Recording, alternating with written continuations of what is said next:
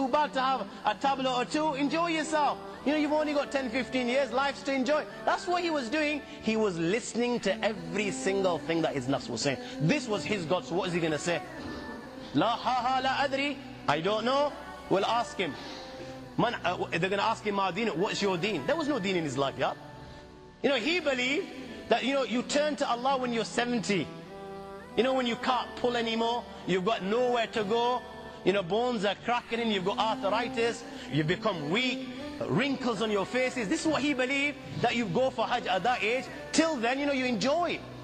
So what's he going to say? What's your deen? There was no deen in his life. He was just a chiller. Man hadha rajul. Who was this man? He didn't know who Muhammad sallallahu alaihi wasallam was.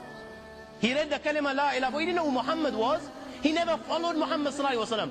He used to follow the likes of, you know, Ronaldos and the Messis, the Ronaldinhos. He used to follow people like, you know, the movie stars, these pop stars, you know, the way they were combing their hair, the walking the walk and talking the talk and the clothes and the cars, you name it. For him, they were the role models. What's he going to turn around? What's he going to say? He's going to have an answer. Ha ha la adri. And at that time, my friends, فَيَضْرِبَانِهِ ضَرْبَةً يَتَتَايَرُ الشَّرَرُ فِي قَبْرِهِ. They will strike him with that mace with such force, my young friends, that the sparks will spread throughout the grave. Sparks will spread, and it will be said to him, look above, and a door will be open to paradise. He will look above, he will the door will be open to paradise.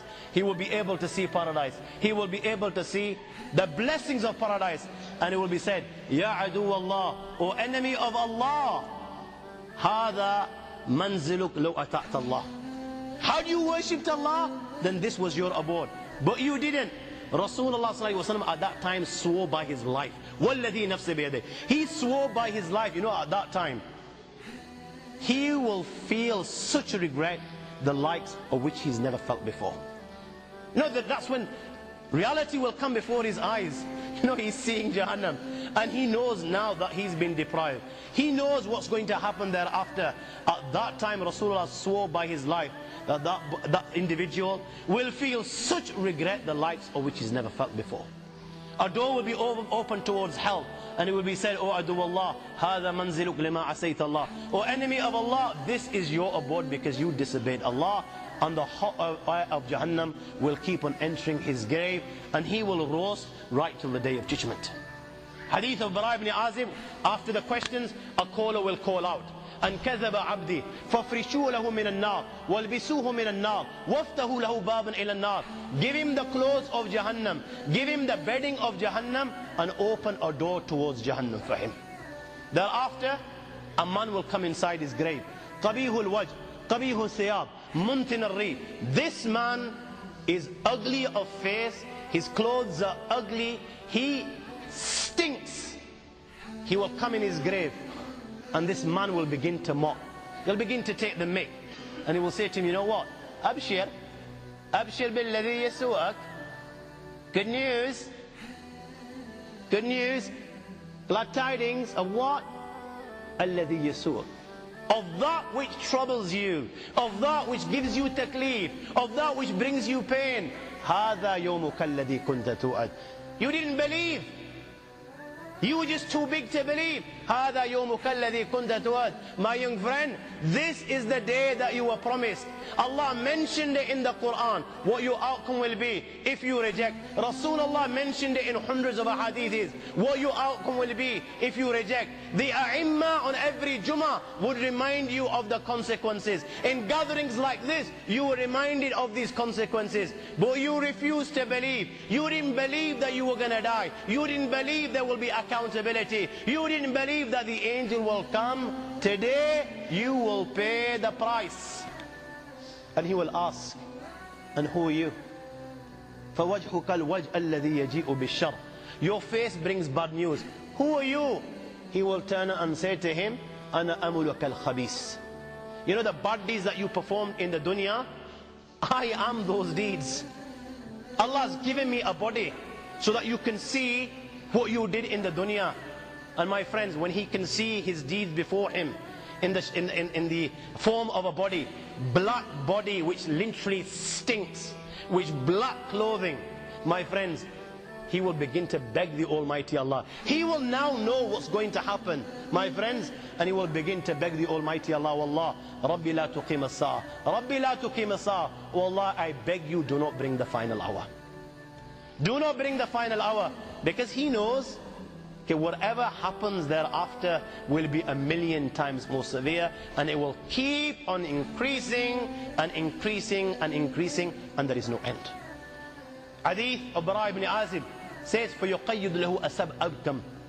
Thereafter, a blind and deaf tormentor will be appointed to torment him. Blind and deaf. Why blind and why deaf? So you know, when he's crying inside his grave, and he's begging, and he's shouting, and he's screaming, and tears of blood are flowing from his eyes, and he's begging for compassion and mercy to be shown, these tormentors will be blind and deaf, so they cannot see him crying, and they cannot hear him begging. And they will have a hammer. When they strike it on a mountain, it will turn to dust. And when they strike him, all the khalaiq, the creations of Allah, will be able to hear this, other than the thaqalain, that is the humankind and jinn kind. Sayyidina Abu Sa'id al-Khudri radiallahu ta'ala relates that Nabi Kareem sallallahu alayhi wa sallam said, يُصَلَّةُ عَلَى الْكَافِرِ فِي كَبْرِ 99 تَنِينَ تُنْحِشُ وَتُلْدِغُ حَتَّى تَكُمُ السَّاعَةُ. 99 serpents will be sent upon him, and they will keep on biting him till the day of judgment. Such is the venom of one of them, my young friends, that if it was to sting the earth, nothing would grow on the earth right till the day of judgment.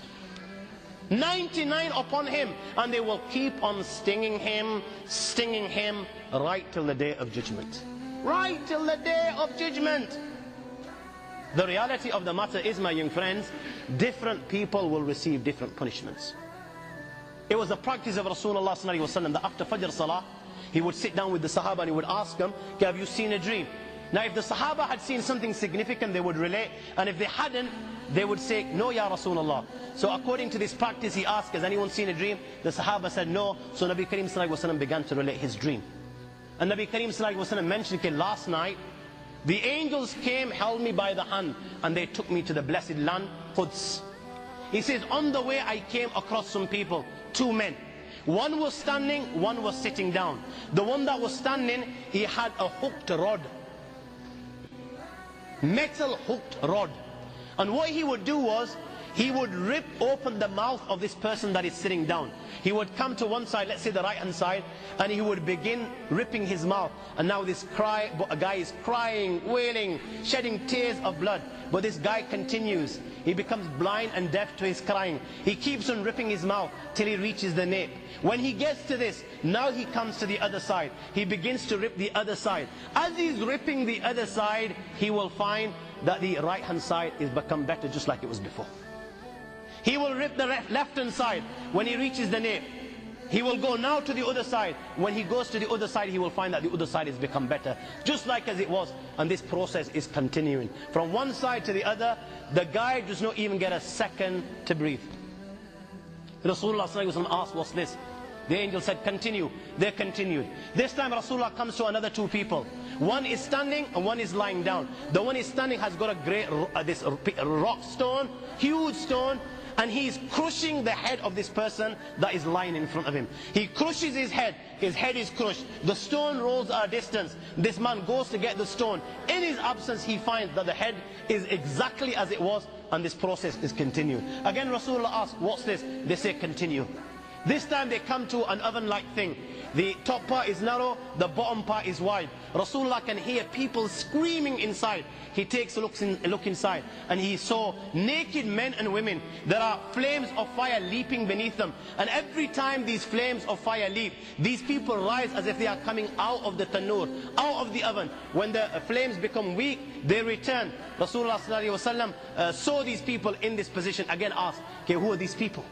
He says, continue. This time they come to a river of blood. A person is inside the river. There's a person on the bank of the river. This one on the bank has stones. This one in the river is trying to swim to get to the bank. When he gets close to the bank, this one on the bank takes stone, pelts him, and he ends up where he is. And this process is continued. Now it's a long hadith. Just to conclude, at the end, the angels inform Rasulullah with regards to these individuals and why they were being punished.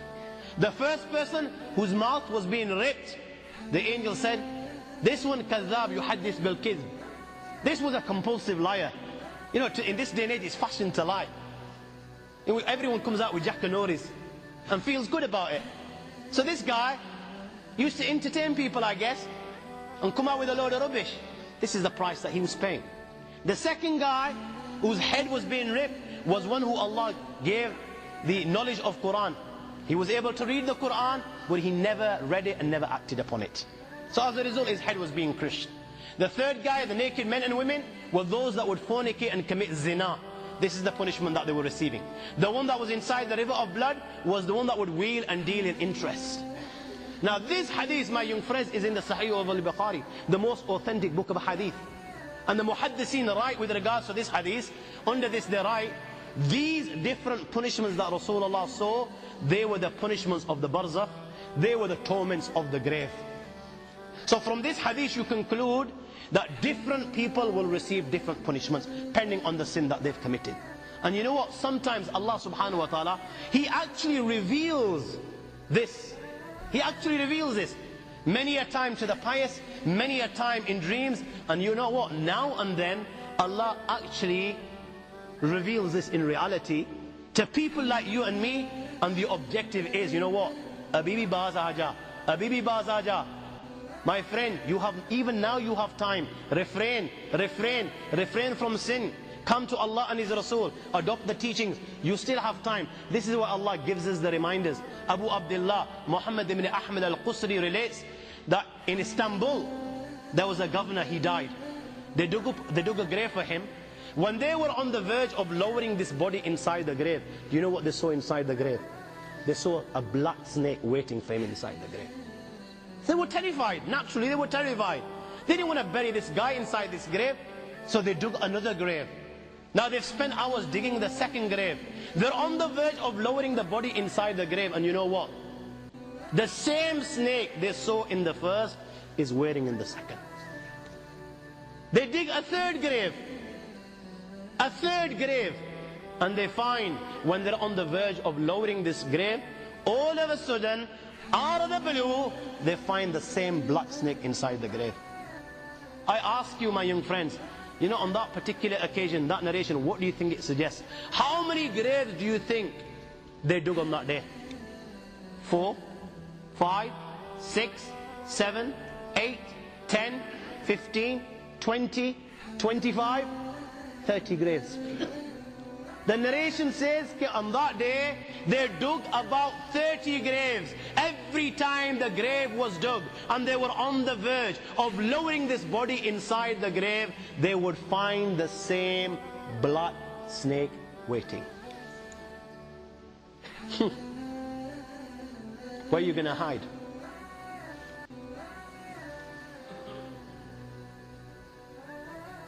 It doesn't come any clearer than this. Where are you going to hide?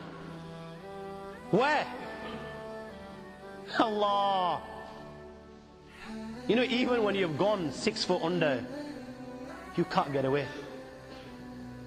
You've left the dunya and you've gone 6 foot under and you think you've got away with it. This is where it will begin. You know, fed up after digging so many graves, they consulted the ulama. What should we do with this person? May Allah protect us. They said, you know what? Just bury him inside the grave. Leave the rest to Allah subhanahu wa ta'ala. And they buried it. In the Tarikh of Maqrezi in the year 600, a man buried his wife. And by mistake, his handkerchief, which had money inside it, fell inside the grave. Now he's gone home, realizing that the handkerchief is inside the grave. He takes one of the local scholars to dig up the grave. Now the scholar standing at the corner of the grave, and this guy is dug up the grave. What did he see on that day? He saw his wife is sitting inside the grave and her hair are tied to her feet. So what he does is interfere in the akhirah. And he tries to untie the hair. Trying, he's unable to do so. How is he going to be able to make a difference to the akhirah? But he doesn't refrain. He continues to do so. And what does the scholar witness? Down he goes, and down his wife goes, and there is not a sign of them. And he remains unconscious for one day and one night. When he gains consciousness and relates it to the Khalif, the Amir, he in turn wrote to the great scholar of Islam who alive was at the time, the great master of Hadith, Muhaddis, Taqiyuddin ibn Daqiq al-Eid, this as what's been witnessed in our land. So the great master of Hadith wrote back that this is a reminder.